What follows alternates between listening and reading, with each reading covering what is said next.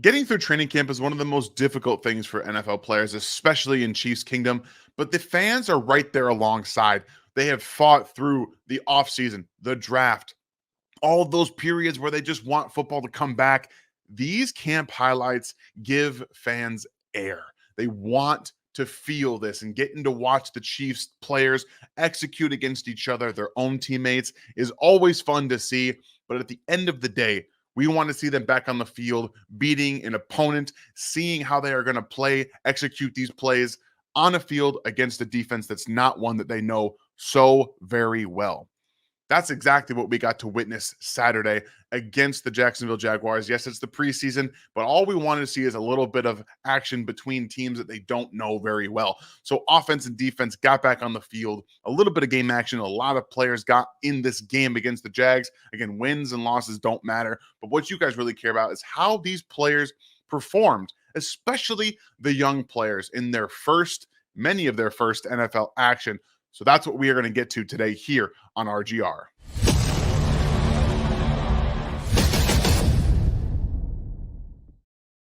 My name is Daniel Harms, senior film analyst here, and we're going to talk about the Jacksonville Jaguars preseason game for the Kansas City Chiefs, getting into the tape and really diving into some of these young players. A couple of players you might not have your eyes on yet, one that you absolutely do as we get into it. What I love about the way that the preseason really works out is that you get to see how some of these players go. So we're going to talk about a little bit of Xavier Worthy right here and all of his snaps with Patrick Mahomes, the things that happened, the things that maybe didn't happen for him specifically is he didn't get any targets, but he was opening up plays for everybody else. So here you're just going to get a little bit of motion in and out as we see Travis Kelce do a ton, just identifying that defense. And the Jags are going to blitz pretty much everybody in this situation on the first play of the game. But you get it crosser from Hollywood Brown again, and we hope Hollywood will recover as quickly as possible. That timeline for him is 4 to 6 weeks is what we got right now. Then you're going to get a little bit of nuance from Xavier Worthy here, who's going to extend this route, but make this cornerback believe he's going one way and then cut back upfield again, forcing that safety to stay over the top. But really what it's doing is clearing out the middle of the field for Hollywood Brown, who's going to end up getting this football here. So you identify that coverage there. We got man. All right, play action. Hollywood Brown cuts across over the middle of the field. Xavier Worthy gives a little bit of outside jab, comes up underneath, creates that play helpful for Hollywood Brown here. You see him. He's lined up in the slot on the left-hand side. We get motion once again to the right-hand side where Travis Kelce is. And then he's just really more just being a screen player for the pass to Isaiah Pacheco. We see this a lot where the Chiefs will run either in, these route concepts that are tied to the curl routes or the hitch routes underneath. And usually you have a receiver on the outside and they run an in route or a post route behind it just to get those defenders to click onto the player that's quickly identifying the zone underneath. So you want these two players to really come downhill is what they're trying to do. And they get, for the most part, they get that. And you get Xavier Worthy coming up on that hitch route. And luckily, Isaiah Pacheco does not drop that football there. So basically used as a decoy in both of these situations. This play I want everyone to keep in the back of their minds. This is the play that Xavier Worthy is going to make the most of, because at the end of the day, you're getting just an outside go route from Xavier Worthy. And then you got Sky Moore in the slot here who's going to run to the opposite side of this deep safety. If the Chiefs are going to see some blitzing with their offensive line, their younger offensive line, specifically at left tackle with Kingsley Suamataia, especially if we assume he's going to be the starter there, what we want to see is single high safety and then attacking both sides of that safety with speed. You take Worthy, who's going to win this route downfield. He's going to win it right there with a little bit of stutter, hesitation at the top of his route. He wins vertically. And if there was more field here, maybe a little bit more time for Mahomes, maybe he gets that ball downfield. But I want to watch Sky Moore. I know a lot of fans don't like him. But again, this is where he belongs. He belongs in the slot, and he's just going to be wide open. Just going to be wide open. If Patrick maybe has a different opportunity here, can stay up in the pocket instead of getting out, you see this ball delivered here, most likely for a big play and getting them into the red zone. So Xavier Worthy did everything you want from him without getting any targets. And that leads me to some other players. Ryan covered Kingsley Suamataia earlier in the week. If you guys missed that video, go check him out. I also posted his pass protection clips on Twitter at In Harm's Way 19. You guys can follow me there and find those clips. But a player that I believe is going to be the Nick Allegretti of this offensive line going forward is Hunter Nourad out of Penn State. Played all over for Penn State in previous experience. He played at right tackle as well. So he played all three interior positions in this football game. I think his best the best play style he had was at left guard, a little bit at center as well. Right here, you see the movement skills. He's a good athlete. And what I think he's going to bring is that attention to detail. He's still learning the Chiefs offense, and Andy Heck's done a great job developing offensive linemen, but watch the hand movement, the lateral hand movement with his hand usage. So he's going to have this player right here in this A gap attack first, right? So he's going to come out here, and you're going to see the hands go up into that chest. And that's what you really want to see first, identifying where that player is. Okay, hands in the chest. Now he wants to swim over into the B gap. Fine. Understanding that I have that lateral foot speed there, but also can extend. So he's done a very good job here of starting to move this direction, but extending. So that defensive tackle cannot get around me and allow my feet to move laterally with him. So nice job here of going laterally, keeping his hands on, and then really shutting that play down from ever happening anything else. So good lateral adjustment using his hands, not lunging forward, looking comfortable there, and keeping that base underneath him. Those are all very good things that you want to see from a young player, especially a rookie. And here, this is going to look a little different for him. He's at left guard still, this is where he's at center, I believe. Yeah, you got him at center. And what he could have done is let this play go, right? He could have just let this play die because he got beat inside a little bit, but he keeps working with it. The effort there to make sure, yes, I know that I know the running back, or excuse me, I know the quarterback is running outside the pocket, but this is an effort-based play, okay? He's going to get beat because the movement of the offensive line is all this direction. So the defensive player comes back around here, and so he's like, I don't really think it matters as much to be able to get out here. I understand that the quarterback's moving that way, but I'm going to make a point here to get back and cut him off. So nice job with the effort from Hunter Nourad. Again, I don't believe he played very well at right guard in this football game, but at center and left guard, those are two spots that I really think he developed, and he started to play better as the game went along.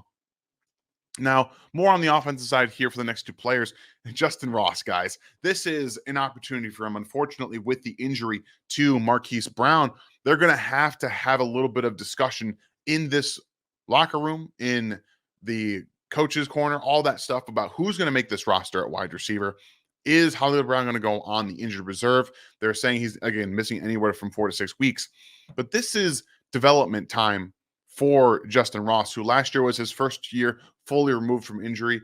Usually in these situations, 2 years removed is when you start to see the improvement from these players. So he's starting to look a little bit more comfortable. And down at the bottom of your screen here, you're going to see that he does a very nice job of winning vertically on this route.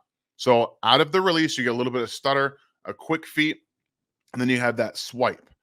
Those are all the tools you want, especially from a hesitation standpoint with this DB who's not moving his feet all the way back. He's kind of waiting right there. He's waiting. He's not moving. And Justin Ross knows, all right, I got all this space. We're just going to go ahead and accelerate up the field, get down there, and then see what happens. Again, this ball could have been in front of Justin Ross a little bit, but at the end of the day, I think Carson did a nice job getting it to him and allowing him to make a play on the football, because you're still trying to protect, right? You know that this DB is coming over to be able to possibly hit him if he gets the football there. So what I like about it is the ability to adjust that we already know, but the release off the line of scrimmage where he won is much improved from what I've seen from him in his career at Kansas City. So you get that twofold win there, the ability to win off the line of scrimmage with his hands and his release package to win vertically and then be able to adjust to that football. And then this is something that I talked about on the Q&A on Monday,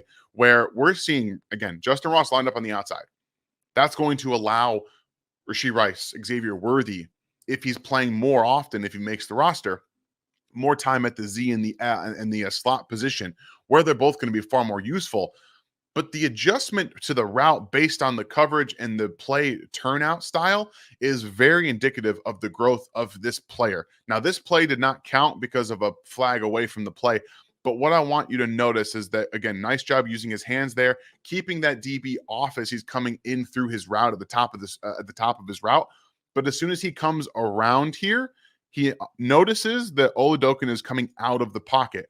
And based on what he already knew about the DBs and the coverage behind him, he knows that this area of the field is open. It's a much easier throw for the quarterback to make going with him than it is going away from him. So he immediately gets into that space and becomes available for his quarterback. That's what you want to see, that attention to detail and understanding that he's in this position right now to be able to make a play and get a first down. That's growth, again, as a player, things that he wasn't necessarily doing a ton of last season.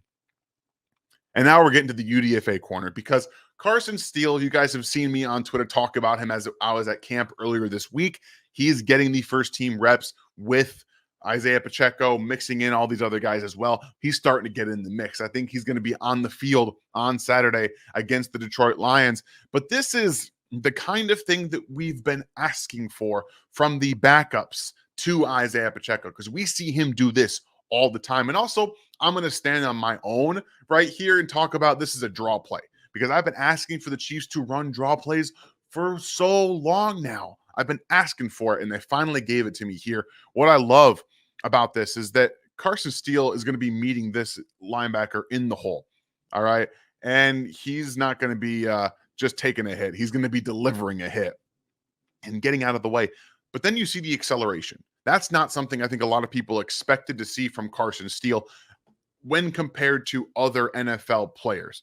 The talent level always comes up, and obviously when you're met with guys that have either been doing it for a little bit longer and have played the game and the play speed for slowed down for them, you don't have this right here where, yeah, the angle might have been a little poor, but he's diving at the feet. Okay, fine. But Carson Steele just runs away from him, basically, and he runs away from the guy that was trailing as well, and then breaks another tackle. So on top of everything that we're seeing here from him, that vision to get into space, again, to create that angle right there, to dip his shoulder, to create a missed tackle, and then run into Justin Ross, basically, and say, dude, get out of my way. You keep blocking. I need to get going.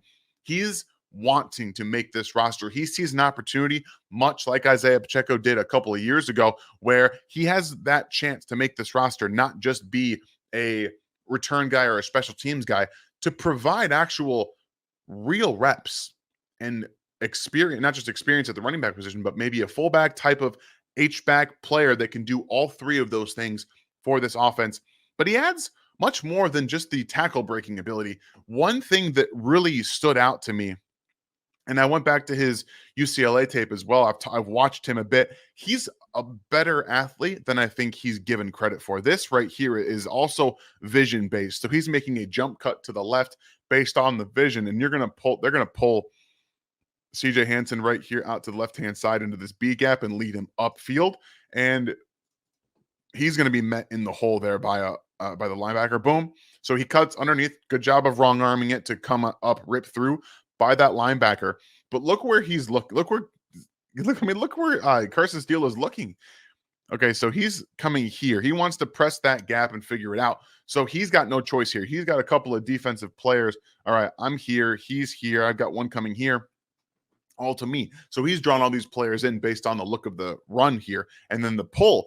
But he just kind of understands and feels that he can get to the outside. So he jumps, ends up running into the tight end there, but he's able to make that happen. Every single time that Carson Steele touched the football, it was a positive gain for the offense, whether it was a first down, a touchdown, a big play, or a 5-yard gain like this. Every single one that he touched was positive, which has led directly to him getting more snaps with the first team offense. So those 4 players, I think, have done a really nice job. I know Worthy is going to end up getting more of a bump with the Hollywood Brown injury, and I think Justin Ross has a legitimate shot to make this roster. All of those things being said, there's a really good shot that these 4 players end up being productive players. When we look back and we talk about their roles in the offense, we know Xavier Worthy is going to be heavily involved. I think Hunter Nourad being a guy you can trust to come off the bench in the interior can be pretty huge for them. Justin Ross being a 4 or a 5 receiver, 6 receiver when you're looking at the depth of the Chiefs wide receiver room. And then Carson Steele being a running back that can legitimately help your offense, not just in short yardage, but I think he's a very good pass protection back, and he can also catch the football. He's just not fast like Isaiah Pacheco, but he's not slow either. He's got some burst to him. So as you guys are taking all this in and talking about Carson Steele, you guys can get a ton of rewards for all the content that you guys are consuming on a daily basis with our new friends and sponsors of the show at Autograph. I want to tell you a little bit about our newest sponsor, Autograph. It's the greatest concept. It's a free app that curates all the best content for your Chiefs in one spot, and it lets you earn rewards for interacting with the content that you already want to watch. So check out Autograph. It's a free app download. You can get it at the link down below or use our code RGR when you do, and that helps us help you get the rewards that you deserve from Autograph. So all things talking about the offensive side, we want to thank you very much to our friends over at Autograph. You guys go ahead and use that code RGR and get signed up now. We want to be able to give you guys rewards for consuming the content and be really appreciative of the support that you constantly hand out to us. So thank you for that. On to the defensive side, because there are some things that we want to talk about for a guy like Felix Anudike-Uzomah, who, again, a lot of fans weren't totally impressed with in his rookie season. 32nd pick in the draft 2 years ago, and really was just more of a, we have to play you because injuries. And that's okay. He got some experience. I think he looked pretty good in the Super Bowl in his limited snaps there. And the hand usage is starting to get a little bit better for him. I think we need to see it speed up just a tad. He was working with Tom Bahali in the offseason, and his pass rush tool bag, he had it out in force against the Jacksonville Jaguars right here against Cam Robinson. He gets kind of stuck there at the end. But what I liked about this is that he, out of the corner of his eye, saw Trevor Lawrence step up in the pocket. So initially, we get a little bit of that long arm initial. I want him to use the long arm a bit better, because right here, he's got the left arm engaged in the chest, but he brings his right arm in like he's halfway between a long arm and trying to push pull. That's where you want to see him really just dig in, lean in to the tackle with that long arm and collapse the pocket and then widen him, kind of like opening a gate. So you want to get him out here. So you, as the defensive end, can really get down the line. But he tries to kind of pull right here, pull down. You see him kind of pull him down. And then he gets to this position right here where he bends and spins around. That's kind of showing you the athlete that he is, and using that peripheral vision to know that, okay, tackle is parallel here to the lines, so I can spin around here, get to the quarterback. Obviously, Jack Cochran comes in untouched essentially, but it gets the sack, but he had help there, creating a little bit of pressure to move up in the pocket from Trevor Lawrence, from Felix right there. So he feels that pressure off of his right-hand side and the back. So he has to step up to the left, all right? And that's where we get the close down here from the blitzing Jack Cochran, and it ends up in a sack. A little bit of help there. I think Felix may have been able to get off to be able to get over there to him. But again, that's just trying to see how he's getting through it. And that confused me for a second. I stopped right at the end of that play and apparently didn't cut that out. But no biggie. We move on to the next play for Felix. And multiple times he flashed different pass rush moves in this game. And I really think if you guys went back and watched, he showed his strength much better. And this is another one of those plays. Like, he's got it all figured out a little bit. Walker Little moved from right-hand side. He was their starting right tackle in this game, over to the left-hand side. So he is a starting tackle. And this is a really nice jump Euro slap. So we got the Euro inside step. Well, basically what we want to see from a Euro is when you're leading out, you come in, here's that inside step, and then you jump hop around like you see the guys in basketball, doing the Euro step when they're either driving to basically when they're driving the lane and into the basket. So here he comes with that Euro step, jump around, swipe through.